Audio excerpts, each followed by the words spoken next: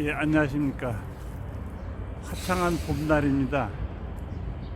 저는 지금 활짝 핀 모과나무 앞에 와 있습니다. 우리가 이제 모과 하면은 그런 속설이 있죠.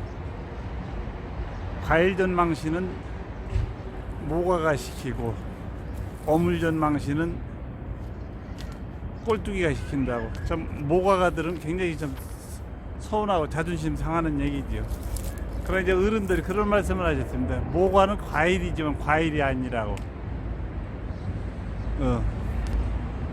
흔히 떫으면 시지나 말 것을. 그러니까 이제 뭐 과일로다가 먹을 수는 없는 열매지요. 열매인데 이 모과는 지금 오늘이 4월 14일입니다. 4월 14일.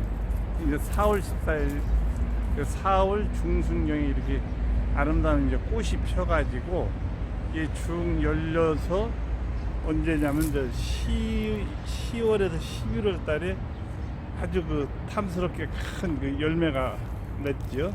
이제 열매가 맺는다라면 이제 그때가 이제 수확기로다가 보시면 됩니다. 모과는 글씨는 이렇게 씁니다. 모과. 그늘이 져가지고 있는데 모과 이와 같이 씁니다. 이 민간에서도 모과를 많이 쓰지요.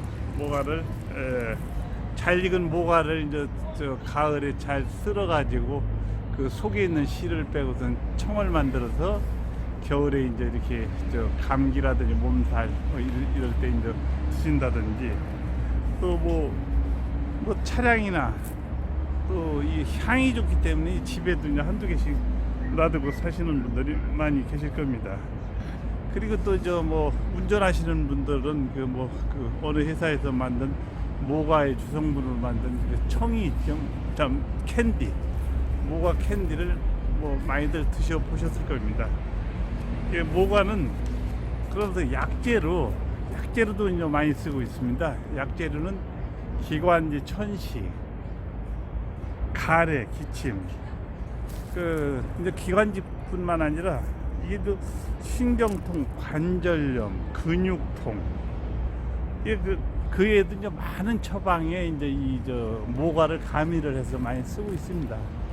모과는 모과가 한때는 한 40여 년 전으로 지금 기억이 나는데 그때는 이 조경수로다가도 한참 유행이 됐던 적이 있었습니다. 이 아파트도 지금 한 40여 년 전에 이제 준공을 한 걸로 알고 있는데 아마 그때의 그 인기를 반영하듯 지금도 보면은 이 아파트에도 그 각 단지 앞에 그 모과나무가 거의 몇 그루씩 있는 상태죠.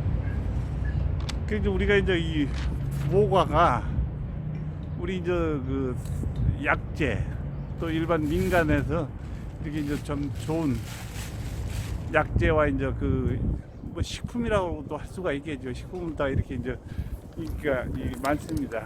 오늘은 이 모과나무 앞에서 향원 약초서당 호원이었습니다. 여러분들 이 동영상을 보시고 구독 버튼이나 좋아요 버튼을 꼭 눌러주시면 감사하겠습니다. 예, 감사합니다. 호원이었습니다.